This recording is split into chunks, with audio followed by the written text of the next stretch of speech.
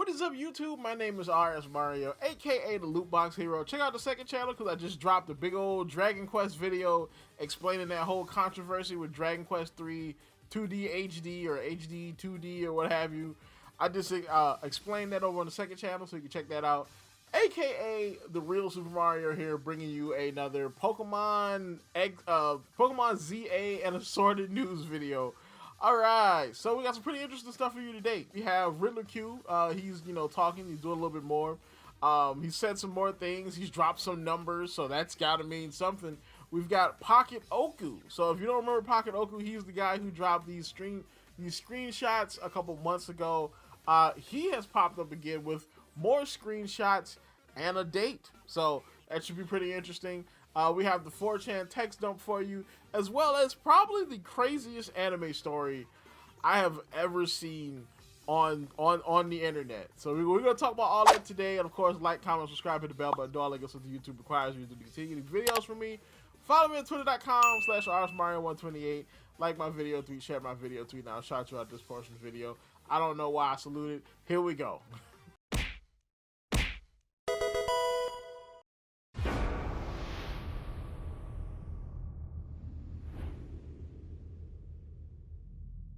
So, all right, we're going to start off with PocketOku. So, PocketOku, if you don't remember, he dropped these screenshots back in the day.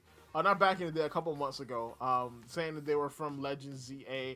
And people speculated that it might be fake, but it's pretty elaborate. It's pretty good for a fake. And he's using the similar style to the Kaka leaks from back in the day. He started off with a date. It says November 20. So I'm like, okay, so maybe this could be like when we get more information on it, which I find that to be kind of crazy because Riddler Khu, when he was talking the other day, he put up pre-Oct, and so a lot of people thought that was like pre-October, like before the October Direct, you know what I'm saying? So, the October Direct is probably going to be next week sometime, and so maybe, But he said November 20th, so maybe that was a delay. I wouldn't be surprised, to be honest, because I think November is like the perfect time to do this, because this way you can knock out talking about the last of the Switch stuff as well as talking about the new stuff. So I think November is a perfect time for it, but take that with a grain of salt, though. The next one is, of course, the screenshots. So he dropped this screenshot of these two blue spiky Trapinches. Trapinch. I think that's how you would say it, as a plural. He dropped these two screenshots, and they look pretty good. I mean, they look really well done. They could be AI, which, is always possible. He did the thing where he takes a picture of his screen and not an actual screenshot, so it is what it is. And, of course, everything is kind of marked up like it was last time. I'm guessing to prevent people from knowing who he is, because he's supposedly some kind of insider. Here's the thing. They look pretty good, but what is it? So is this like a water, like regional Trapinch? Because, I mean, it looks light blue, so it could be ice, but I'm not sure where you would get ice in the city. Like, where would you find ice Pokemon in Lumino City? You know what I'm saying? Like, Lumio City. Like, where would you find them? Like, because, again, this is a city. It doesn't have all the biomes for Pokemon. So where would you find an ice-type Pokemon? Like, is he hiding in an ice machine by, like, a gas station? Like, what is it? You know what I'm saying? Which is kind of a problem for, Legends ZA in general, because how do you catch all the Pokemon in different places if you're in a cityscape that doesn't have all the biomes, But, and it looks like they're inside a building, by the way, as well. Because you can see in the background, that looks like a wall. That looks like a wall, like, in a building, like a wooden wall, So, this is inside somewhere. So, tell me what you think about those screenshots down below. Do you think PocketOku is fake? Do you think it's a fake? Or, is he trying to ride the wave on all the other screenshots, or are we dealing with the return of Kaka? So next up we have Riddler Khu. So Riddler Khu, he dropped 358. He said 358. So a lot of people are speculating what this is. It could possibly be 16, because if you add up all the numbers, they make 16. So, 3 plus 5 is 8. 8 plus 5 16. That could mean that maybe it could be October 16th when we get some information. Which, if I'm not mistaken, October 16th is a Wednesday. So, what I'm saying? That's a Wednesday. Usually Nintendo stuff drops on a Tuesday, but maybe they, knocked it back a day. It's possible. Other people are stating that this is going to be the generations where the starters for Legends ZA are going to come from. So that would mean that it will be a Gen 3 starter, a Gen 5 starter, and a Gen 8 starter. Now, we've already had a Gen 5 starter in a Legends game being Samurai. So the Samurai line was in Legends Arceus. So Samurai's out. So that would mean that if from Generation 5, it would be Snivy, which everybody says is probably going to be the pick, or Tepig, which, I mean, to be honest, if there's any starter line that needs a do-over, that needs another a regional, it would be Tepig, because Embor is garbage, and I will stand on this to the end of my days. I'm just saying, Embor is trash, okay? Then, of course, for Generation 3, Generation 3 already had Megas. So this would mean that maybe this starter won't get a Mega, it'll just get a regional. Which, that's fine, to be honest. I don't think the starters need Megas. Or they could do like they did last time with Generation 6, where your starter didn't get a Mega, but then you got a starter from Generation 1, which got a Mega. Maybe they could do the same thing as a nod to Generation 6. So, of course, from Generation 3, the only Pokemon I can think of off the top of my head that this could be would be Torchic, because Torchic is a chicken, and the chicken, or the rooster, technically, is a symbol of Paris. So, I can see them doing that. And then from Generation 8, Generation 8 starters, a lot of people are saying Swabble, but I don't think they will do 2 lizards, because if they do Snivy, Torchic, then they're probably not going to do Swabble because he's a lizard. So they would do like something else, right? So that means they would have to pick like another starter, so maybe they would not do Torchic, and they would do like Mudkip, and then they would do like Scorbunny, which could kind of work because soccer, Europe, that thing kind of works. But yeah, this is basically what it is. Now again, this also might not even be referencing ZA at all. This might actually be referencing, whatever their project is afterwards, Generation 10, what I'm saying, which I think would be kind of crazy if they did, if this was referencing Generation 10, but he didn't say anything, he didn't do the praying hands, so this probably isn't referencing Gen 10. So, tell me what you think about that in the comments, And then Austin John Plays says 525,600. I have no idea what this means. It's just a random number. And Q says, he laughs and he says, info next and soon. So more info is coming. So Q's going to be dropping more info. Maybe more riddles. Maybe he's going to go back to doing the picture riddles. I actually kind of like those. You know what I'm saying? Yeah, I'm dumb. I like pictures.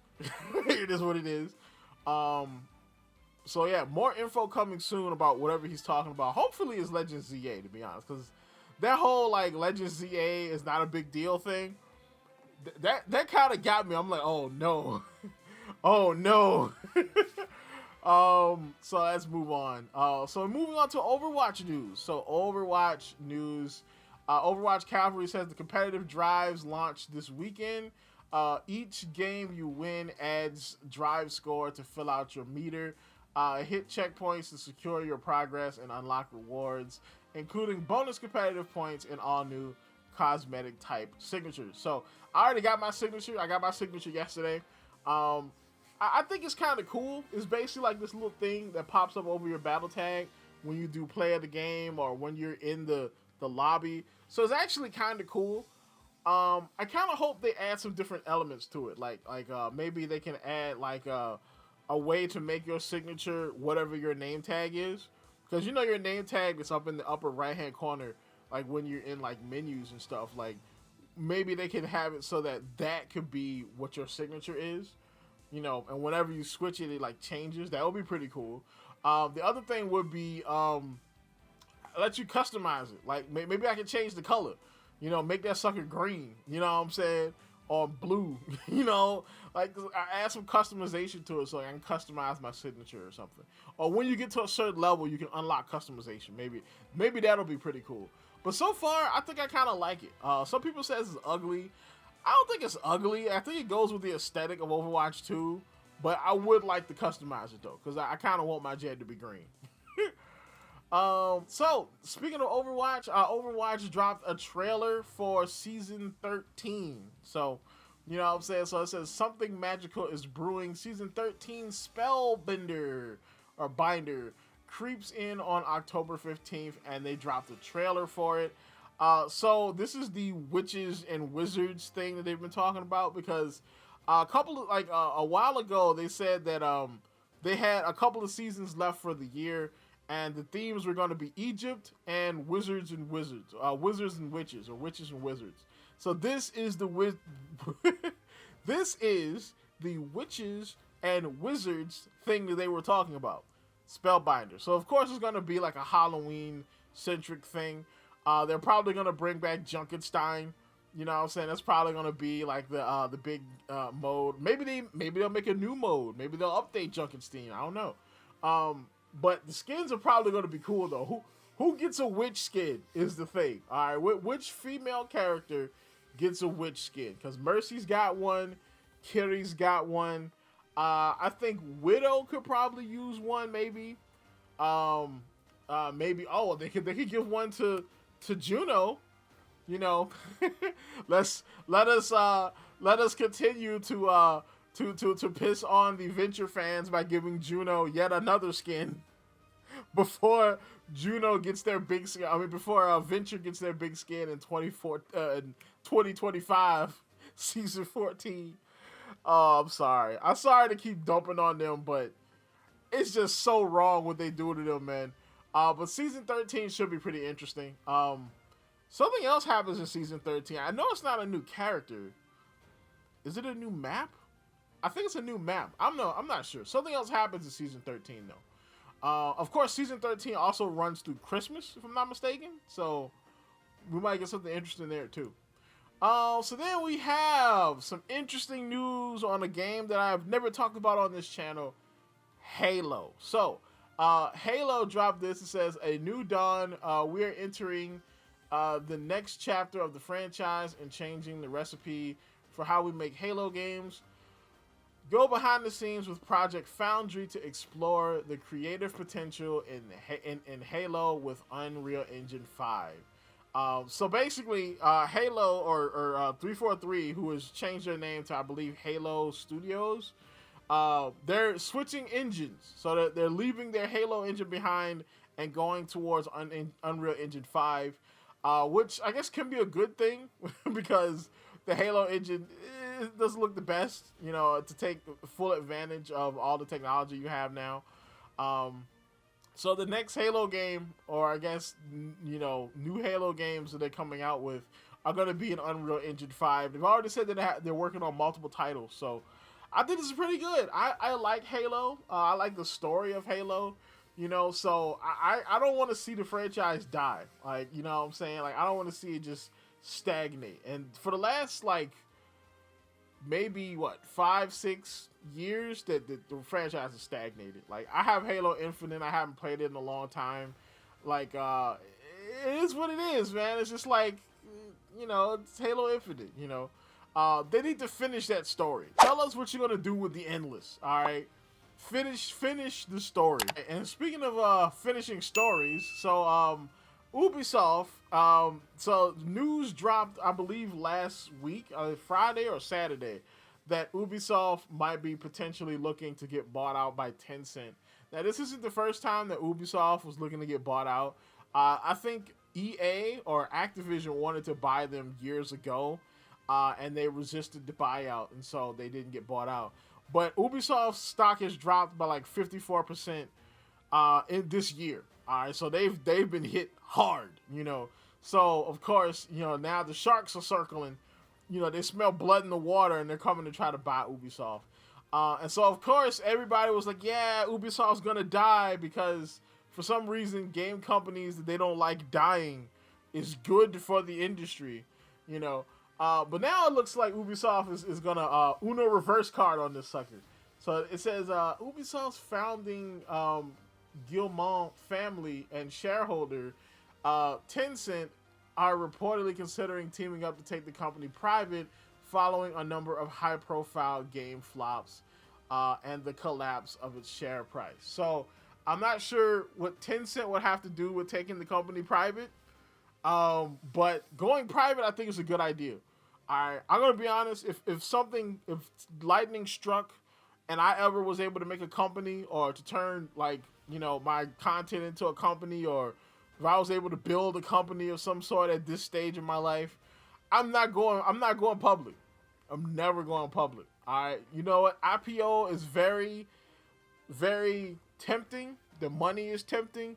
But once you do that and you have shareholders and stock owners and stuff, stakeholders and stuff, you lose your destiny. I've said this 1,000 times on both of my channels. Don't go public. All right. Because once you go public, you lose control of your destiny. As long as you are in control of that company and you don't owe money to nobody else, you control the destiny of your company. All right, I'm just saying. All right, you look at a company like Ubisoft versus the guys that made Baldur's Gate 3. The company that made Baldur's Gate 3 is a private company. They could do what they want.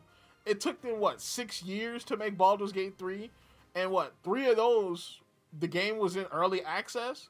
You can't do that at a publicly traded company because the stockholders who don't care about video games or gamers or any of that other kind of stuff, they just see you as a part of their portfolio, want you to get that game out the door as quickly as possible so the stock price goes up. That's what I'm saying. Just don't take the IPO, stay private. All right, so speaking of private, we have the craziest story I think I've ever covered when it comes to anime and the internet. Chibi Reviews. So if you don't know who Chibi Reviews is, he is an OG anime YouTuber. He's been around for a while. I don't know, I haven't watched him in a long time, but I think he put this edgy post up about, it says, animators didn't need to go this hard on this scene. And there was this one scene from Durarara. I mean, not Durarara, Don Da Don. And everybody knows the scene because the scene's in the trailer. I even talked about the scene myself. I was like, when those fans get that scene, it's going to be crazy. And guess what? It got crazy. When those fans, and we all know that one corner of the internet, sees this, they were going to go crazy. And they doxed this man. They doxed his house. They doxed his brother's grave. They hacked his accounts.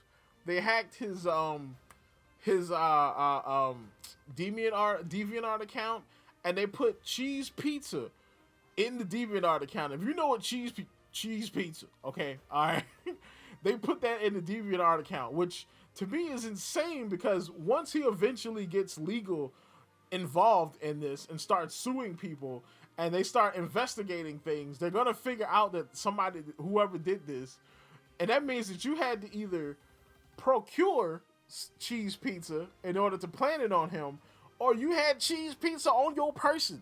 That's insane. You are going straight to prison. All right, those guards from the Joker 2, they doing the Birdman hands, just waiting on you, because you wanted to plant cheese pizza on a YouTuber you didn't like, you did not like. You know, that's crazy. All right, now as far as what's going on with the situation, I think that it's a combination of like anime fans that like whenever something like fan servicey or essay related or whatever comes up in anime, they just get kind of crazy. It could be those people, but they never go this hard though. I feel like a combination of this reaction comes from people that just don't like Chibi Reviews in general, and they've just been looking for a reason to take him down. And so this is what they decided to do. I think the situation is actually crazy. I don't think I've ever seen this happen to somebody in the anime community. Usually, like, people getting doxxed and attacked and stuff happen with, like, other stuff. But to be an anime YouTuber and to get smacked this hard is kind of crazy. All right, so we go on to the 4chan text dump of the evening. So we'll start it off. It says new Pokemon project. I will remain completely anonymous to protect myself because, of course, this is freaking 4chan. Everybody's anonymous. I ain't seen somebody put their name out on 4chan ever. And after the last post, I would never put my name on 4chan. New Pokemon game coming out next year in China and worldwide for Nintendo Switch systems, and future plans for mobile in China. Developed by Pokemon Works and Tencent Games. Themes in the game for Chinese audience. Game style like BDSP, but not Generation 10. So that's kind of crazy. So essentially a Chinese-centric Pokemon game. So I actually think this is pretty possible, because I've been reporting lately on, Pokemon getting bigger in China and how more games are getting officially released in China, because the way the CCP works and how hard they have China locked down, it takes a while to jump through the hoops required to get a game officially released in China. But more Pokemon games have been getting officially released, to whereas they don't have to import them from some other country in China. So I can see the relationship between Pokemon or Nintendo and China has been growing. I can see them getting a Chinese-centric Pokemon game.